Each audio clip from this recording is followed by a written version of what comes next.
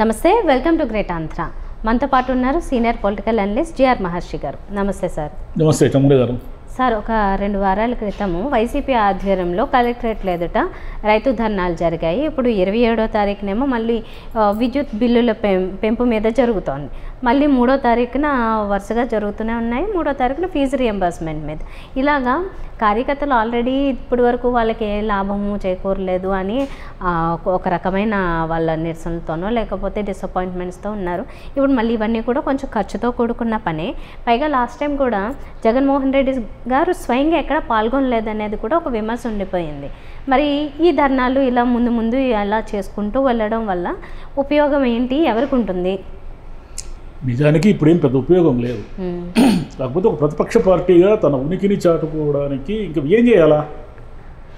YCP cadre, YCP నాయకులు వీళ్ళందరూ ఏదో ఒకటి చేయాలి కదా. తమ ఉనికి అంటే మేము ఉన్నాము, మేము ప్రశ్నిస్తాము అనేదానికి ఇలా చేయాలి. ఇలా చేసినప్పుడు ఏమవుతుందంటే బేసిక్గా ఇప్పుడు 27 మొన్న రైతులది ఏదో చేశారు. 27వ తేదీ కరెంటు ఛార్జీల పైన, కరెంట్ ఛార్జీలు అయిపోతానే విద్యార్థుల ఫీజుల పైన చేస్తారు. వీడికి ఏం పెద్ద స్పందన ఉండదు. కాకపోతే వైసీపీ క్యాడర్ కొంతమంది వెళ్ళి ఏదో ధర్నా లాంటివి చేస్తారు. విద్యార్థులు దానికైతే పెద్ద స్పందన ఉండే అవకాశం లేదు. ఎందుకంటే విద్యార్థులు లేకుండా విద్యార్థుల సమస్యలపై ధర్నా ఎలా చేస్తారు? విద్యార్థులందరూ ఎందుకు కదిలి వస్తారు? చాలామంది ప్రైవేట్ ఇన్స్టిట్యూషన్స్లో చదువుకుంటున్నారు కదా. ప్రైవేటు విద్యా సంస్థలు జనరల్గా ప్రభుత్వానికి ప్రోగా ఉంటాయి. అంటే వాళ్ళ ప్రభుత్వంతో పని ఉంటుంది, ప్రభుత్వానికి వ్యతిరేకంగా ఉండవు ఆ సంస్థలు. కాబట్టి తమ సంస్థల్లో చదువుకుంటున్న విద్యార్థులందరినీ ప్రభుత్వానికి వ్యతిరేకంగా ధర్నాలకు తరలించే పరిస్థితి ఉండదు. కాబట్టి వీళ్ళు అర్థం చేసుకోవాల్సింది ఏమిటంటే, ఒక ధర్నా చెయ్యాలి అంటే ఏమిటంటే, పోయినసారంతా కార్యకర్తలకి ఇబ్బందులు పడ్డాము, డబ్బులు లేవు, ఊరికే మీకోసం ఖర్చు పెట్టుకున్నాము, మండల స్థాయి నాయకులు కాంట్రాక్టులు చేస్తే బిల్లులు రాలేదు, అందరూ ఆర్థికంగా దెబ్బతిన్నారు.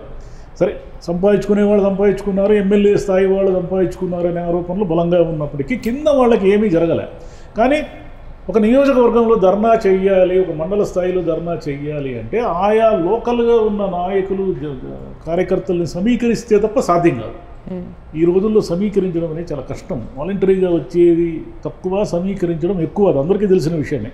అంటే మీరు ఉదాహరణకి ఒక 200 మందితో ఒక ధర్నా చెయ్యాలి అంటే మినిమంలో మినిమం ₹1,00,000 ఖర్చు అవుతుంది.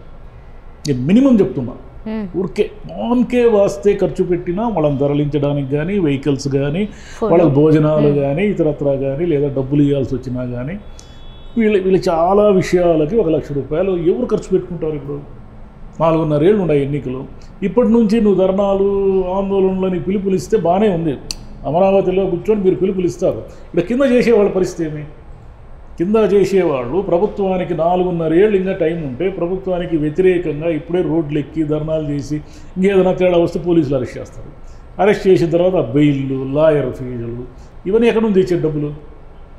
కాబట్టి కార్యకర్తల్లో ఇంకా నిరాశ ఉంది, నిరాశ పోలేదు. దీనికి కారణం ఏమిటంటే చంద్రబాబు నాయుడు గారి ప్రభుత్వం మీద అసహనం ఉంది కానీ ఆగ్రహం లేదు. అసహనం వేరు, ఆగ్రహం వేరు. అసహనం అంటే ఏమిటంటే ఈయన ఏదేదో పథకాలు అన్నాడు, అవన్నాడు, ఇవన్నాడు, ఇంకెప్పుడు ఇస్తాడు, 6 నెలలు దాటిపోయా, పోనీ నెక్స్ట్ ఇయర్ కన్నా ఇస్తాడా, నెక్స్ట్ ఇయర్ అకాడమిక్ ఇయర్ కన్నా అమ్మక వందనం ఇస్తాడా, రైతులకు ఇస్తాడా, ఇలా అసహనం ఉంది. అది ఆగ్రహంగా మారడానికి ఇంకా 6 నెలలు టైం ఉంది.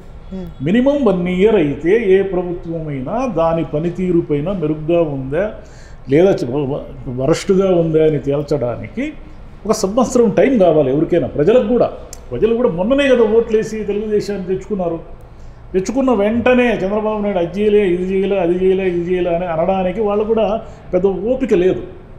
వైసీపీ వాళ్ళు ఒకవేళ రోడ్ల మీదకి వచ్చి జగన్ గారి పిలుపు మీదకు ధర్నా చేసి వైసీపీ జెండా పట్టుకొని నినాదాలు చేసి ఏం చేసినా కూడా ప్రజల్లో స్పందన లేనంత కాలము మీ ధర్నాలకు విలువ ఉండదు. ఇప్పటికే మీరు అరిచేసి ఆ ఫోటోలు సాక్షి పేపర్లో, సాక్షి టీవీలో రావడమే తప్ప ప్రజల్లో స్పందన లేని ప్రజలు ఎప్పుడు వాలంటరీగా వస్తారు మీ ధర్నాలకు కానీ, మీ నిరసనలకు కానీ అంటే మీ పార్టీతో నిమిత్తం లేకుండా వాళ్ళకి నొప్పి తగలాల.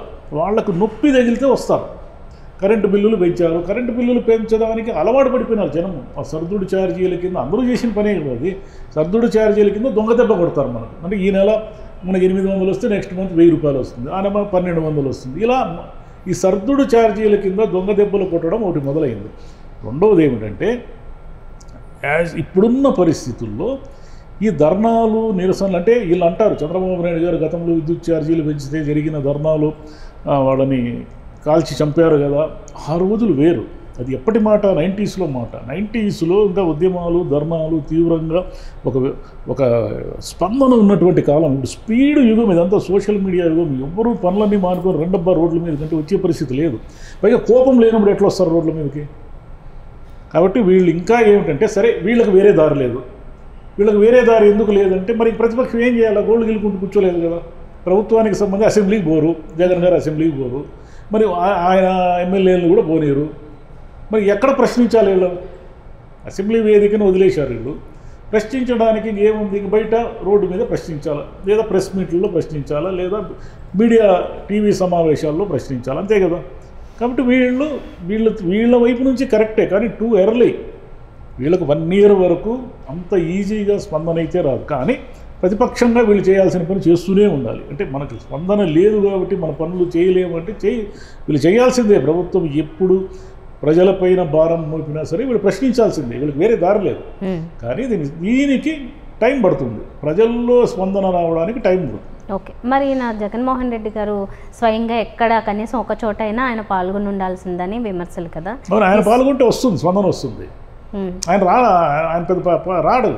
ఇప్పుడు కూడా పట్టించుకోరా? అంటే ఇప్పుడు కూడా రారా? ఇంకా రావాల్సింది. ఏం దారి ఏముంది ఆయనకి? ఈరోజు కాకపోతే ఇంకొక 6 నెలలు. ఆయన చెప్పాడు కదా, ఏదో నిద్ర చేస్తాను నియోజకవర్గాల్లో, పార్లమెంటు పరిధిలోని 2 నియోజకవర్గాల్లో నిద్ర చేస్తాను, కార్యకర్తలను కలుస్తాను, మీకు ఏ సమస్యలైనా మీరు సోషల్ మీడియా సైనికులుగా మారండి, ఇవన్నీ చెప్పారు కదా. సోషల్ మీడియా సైనికులుగా మారితే కేసులు పెడతా ఉన్నారు. మీరేమో లాయర్ సహాయం మీరు.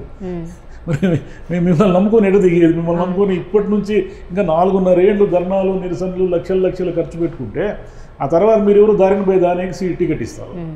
ఈ సోషల్ ఇంజనీరింగ్ అని అదని ఇదని ఏదో చేసి ఉన్నో నెత్తి మీద తెచ్చి ఒక టికెట్ ఇస్తారు. మరి ఈ 4.5 ఏళ్ళు ఖర్చు పెట్టుకున్న గతి ఏమప్పుడు? అంటే ఇవన్నీ చక్కదిద్దుకోవాల్సిన అంశాలు పార్టీలో. ఇవన్నీ చక్కదిద్దుకోకుండా చంద్రబాబు నాయుడు మీద విపరీతమైన ఆగ్రహంతో జనం ఉన్నారు అనే ఒక భ్రాంతికి గురైతే ఏం ప్రయోజనం లేదు. చంద్రబాబు నాయుడు గారి మీద అసహనం ఉంది, ఆగ్రహం లేదు. ఆగ్రహంగా మారడానికి ఆయన పథకాలు ఇస్తాడా ఇవ్వడా, ఆయన చెప్పిన హామీలన్నీ నెరవేర్చడా అనేది ఒక సంవత్సరం తర్వాత జనంలో చర్చ మొదలవుతుంది. అప్పటి వరకు వీళ్ళు ఇలా పిలుపులిచ్చి వెయిట్ చేయాల్సిందే, వేరే లాభం లేదు. సరే సార్, ఈ ధర్నాల వల్ల లాభం ఉందో లేదో కానీ ప్రజల్లో ఉండాలి అనేది అయితే ఒకటి లాస్ట్ టైం లెసన్ నేర్చుకున్నారు కాబట్టి ఇప్పుడు ధర్నాలకైనా ఆయన స్వయంగా. లాస్ట్ టైం మీరు ప్రభుత్వంలో ఉన్నప్పుడు ఏం చేశారు? ప్రజల్లో ఉండకుండా పోయారు. ప్రజల్లో ఉండకుండా, ప్రజలకు కనబడకుండా పోయారు. దాని ఫలితమే మీరు అనుభవించారు. చంద్రబాబు నాయుడు గారు ఏంటి, సరే ఆయన ప్రజలకు ఇచ్చిన హామీలు నెరవేర్చారా మనకు అనవసరమైన విషయం, ఇంకా టైం ఉందని. చంద్రబాబు నాయుడు గారు ఏం చేశారు? ప్రజల్లో ఉన్నారు. మీకు ఆయనకి తేడాను గమనిస్తున్నారు జనం. మీరు కనబడకుండా పోయినారనే విషయము జనం గుర్తుంది. ఆయన చేస్తాడా చేయడా అనే దాంతో సంబంధం లేకుండా నిరంతరం జనం మధ్యనే ఉన్నాడు. ఏదో ఒక సమీక్ష, వాటి వల్ల ప్రయోజనాలు ఉంటాయా లేదు అనేది వేరే చర్చ. కానీ జనానికి ఎప్పుడు కనిపిస్తూనే ఉంటాడు ఆయన ఏదో ఒక సమావేశంలో. మీకు ఆయనకున్న తేడా అది. మీరు ఇంకా మార్చుకోకపోతే, ఇప్పటికైనా మీరు మార్చుకోకపోతే, నేను అది ప్రతిపక్షంలో ఉన్నప్పుడు ప్రజల్లో ఉంటాను, నేను అధికారం లేకొస్తే ప్రజల్లోకి రాను అనే కాన్సెప్ట్తోనే ఉన్నారనుకోండి, ఇంకా ఆ పార్టీని దేవుడు కూడా కాపాడలేడు. Right sir, let's see. Thank you.